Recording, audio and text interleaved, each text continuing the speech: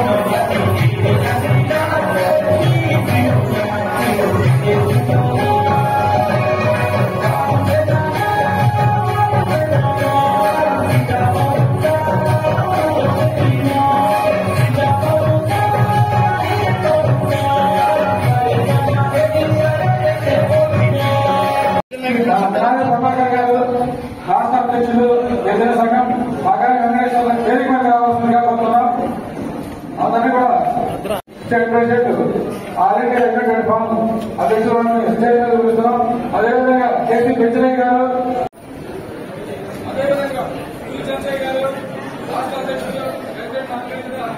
గారు, joint secretary గిరిజన ఏఎస్పీఏ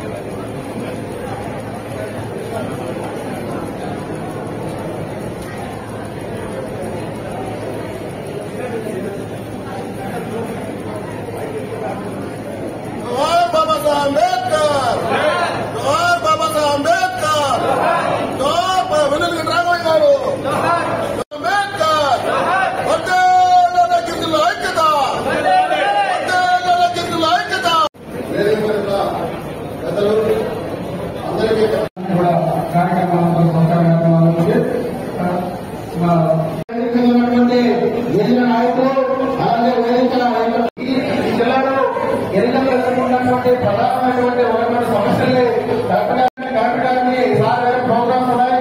ఒకరితో ముఖ్యమైన సమస్యలు శుభాకాంక్షలు తెలియజేస్తా ఉన్నాను. సార్ ఈ జిల్లాలో అయితే 18 సంవత్సరాలు దాటిన వాళ్ళు అసలు ఆధార్ లేనటువంటి వాళ్ళు ఇబ్బందులు పడతా ఉన్నారు.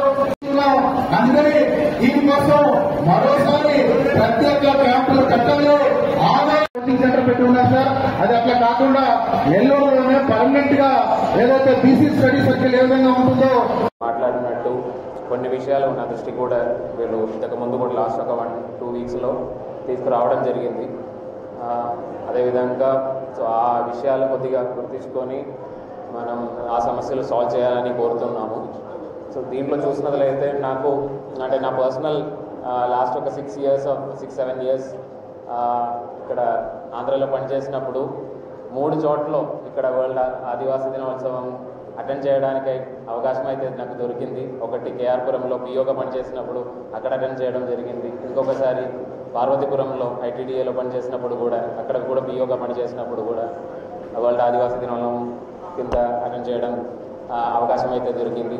సో ఇవన్నీ కూడా అటెండ్ చేయడం నా అదృష్టం అని భావిస్తున్నారు. ఎందుకంటే మనం ఇక్కడ మన ఆంధ్రలో ఆంధ్ర కానీ ఇండియాలో చూసినట్లయితే వెనుకబడి ఉన్న వర్గాలు చూసినట్లయితే వీళ్ళు చాలా చాలా ముఖ్యమైన ఒక విభాగము SC/ST విభాగంలో ఉన్న వాళ్ళు ఉన్నారు.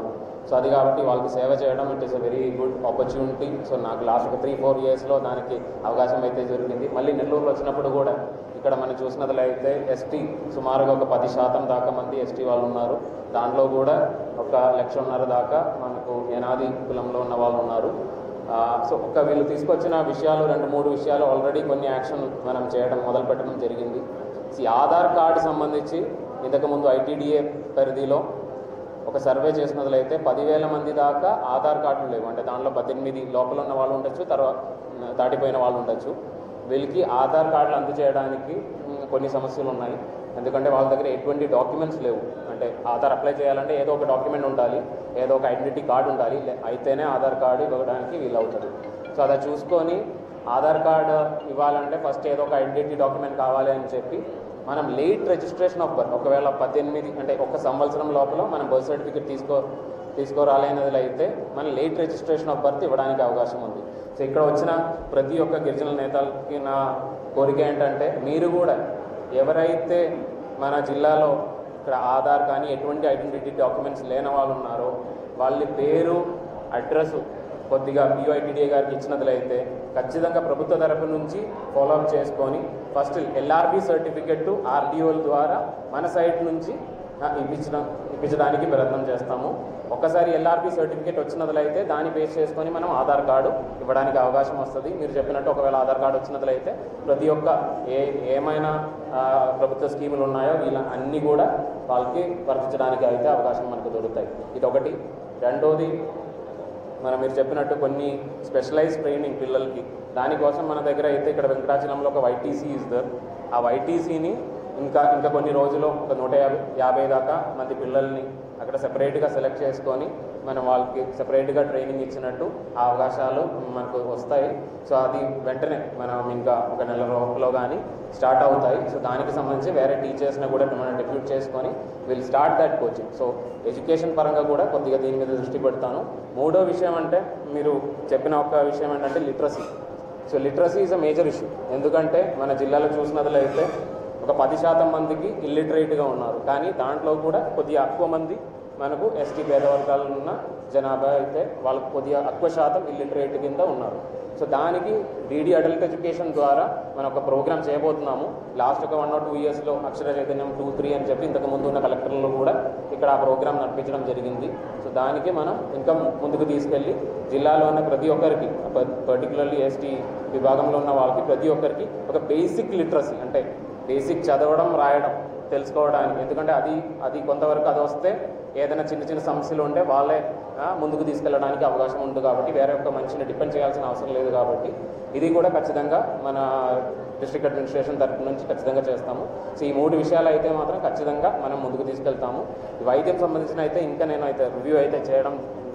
ఆదివాసీ దినోత్సవం ప్రతి సంవత్సరం ఆగస్టు 9న ప్రపంచవ్యాప్తంగా నిర్వహించడం జరుగుతుంది. ఆదివాసీ హక్కుల పరిరక్షణ కోసం ఈ దినోత్సవం నిర్వహించాలని 1994లో ఐక్యరాజ్య సమితి ప్రకటించినారు. 1982 ఆగస్టు 9న జెనీవాలో అటవీ వనరుల హక్కులను సంబంధించిన సమస్యలపై 26 మంది స్వతంత్ర మానవ హక్కుల మేధావులతో వర్కింగ్ గ్రూపుల సమావేశాన్ని నిర్వహించడం జరిగింది. ఈ సమావేశం 140 దేశాల ప్రతినిధులు పాల్గొన్నారు.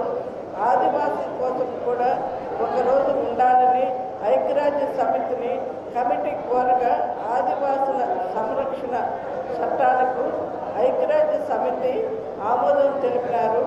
ఈ కమిటీ 1992 నుండి 10 సంవత్సరాల పాటు ప్రపంచవ్యాప్తంగా తిరిగి ఆదివాసీల సమస్యలకు సమగ్రంగా అధ్యయనం చేసి విశ్లేషించి 1994 నుండి 2014 వరకు ఆ మధ్య కాలాన్ని ఆదివాసుల అభివృద్ధి కాలంగా పరిగణించినారు. ఆగస్టు 9న అంతర్జాతీయ ఆదివాసీ దినోత్సవంగా ప్రకటించడం జరిగింది. కావున అంతర్జాతీయ ఆదివాసీ దినోత్సవం జరుపుకుంటున్న ఆదివాసులకు హృదయపూర్వక శుభాకాంక్షలు తెలియజేస్తూ సెలవు తీసుకుంటున్నాను. నమస్కారం.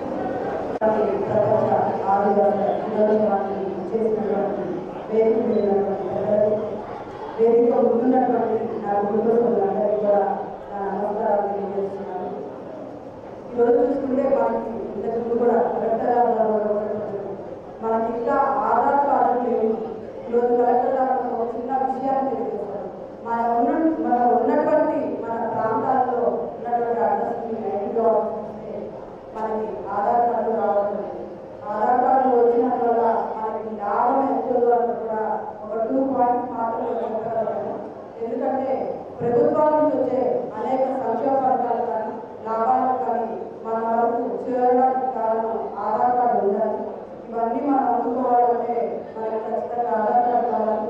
మన పిల్లలందరినీ కూడా చదివించడానికి స్కూల్లో జాయిన్ చేయాలన్నా కూడా అక్కడ కూడా ఆధార్ కార్డు కావాలి. మన భవిష్యత్తు ఎప్పుడు మారుతాయంటే మన పిల్లలందరూ ఈ జనరేషన్లో ఉన్న వాళ్ళందరూ కూడా చదువుకుంటేనే నెక్స్ట్ జనరేషన్ బాగుంది అనడానికి నేను గట్టిగా నమ్మి మన ఆరోగ్య నాయకులైనటువంటి డాక్టర్ బిఆర్ అంబేద్కర్ గారు చెప్పినటువంటి మాట కూడా అనేది మీ అందరికీ తెలుసు. ఒక విద్య మాత్రమే మనకి జ్ఞానాన్ని మనకు ఉన్నటువంటి మన పరిస్థితిని బలపరిచేందుకు ఉపయోగపడుతుందని భావించే వాళ్ళలో నేను కూడా ఉంటాను. మన పిల్లలు మన కుటుంబాలు అన్నీ కూడా ఇప్పటికీ అభివృద్ధి చేశాయి. కానీ మరెంతో అభివృద్ధి చెందాలంటే మనం ఉన్నటువంటి మన పిల్లలందరినీ కూడా మనం స్కూల్కి పంపించి చదివించినప్పుడే మన పిల్లలు కూడా మంచి స్థాయిలో నిలబడినప్పుడు మాత్రమే మన ఈ కాలానికి అనుగుణంగా మన జీవితాన్ని కూడా మనం మార్చుకుంటా వెళ్ళినప్పుడే అభివృద్ధి జరుగుతుందని మీ అందరికీ కూడా తెలియజేస్తున్నాను. ఒక మేయర్గా వీళ్ళు ఉండాలని నన్ను ఇక్కడ నిలబడి ఉన్నానంటే మీకు ఎటువంటి సమస్య వచ్చినా నా దగ్గర తీసుకొస్తే దాన్ని పరిష్కరించడానికి నేను ఎప్పుడు ముందే ఉండాలని మీ అందరికీ కూడా తెలియజేస్తున్నాను. అంటే నా శక్తిలో ఉన్నటువంటి అన్నింటినీ కూడా నేను పరిష్కరించడానికి మీకు ఎప్పుడు కృషి చేస్తాను అని మీ అందరికీ కూడా తెలియజేస్తూ ఇలాంటి ఇవే కాకుండా మన ఉన్నటువంటి మన అనేక మంది అనేక కార్యక్రమాలు పెట్టడం జరిగింది. అలాంటి కార్యక్రమాల ద్వారా మన ఎంతో మంది చైతన్యవంతులై మన స్థితిగతుల్ని మార్చుకోవడానికి ఉపయోగపడుతున్నాయని మీ అందరికీ కూడా తెలియజేస్తుంటూ రాబోయే కాలంలో మనం కూడా మంచి స్థానాల్లో ఉండాలి, రాజకీయాల్లో రానివ్వాలి, ఉద్యోగాల్లో మంచి గెస్టెడ్ ఆఫీసర్స్గా ఉండాలని నేను మనస్ఫూర్తిగా కోరుకుంటూ ఈరోజు ఈ కార్యక్రమానికి నన్ను కూడా ఆహ్వానించినందుకు అందరికీ కూడా ధన్యవాదాలు తెలియజేస్తూ ఉంటాను.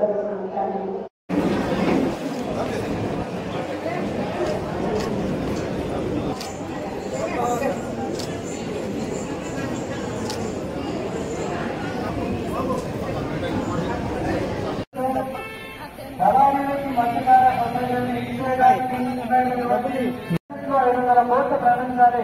ప్రతి నియోజకవర్గానికి ఒక ఓటు ఇచ్చినప్పుడు మాత్రమే జగన్ అభివృద్ధి వెలుగుగా చూసినప్పుడు మహిళలకి జూనియర్ కాలేజీలు మహిళా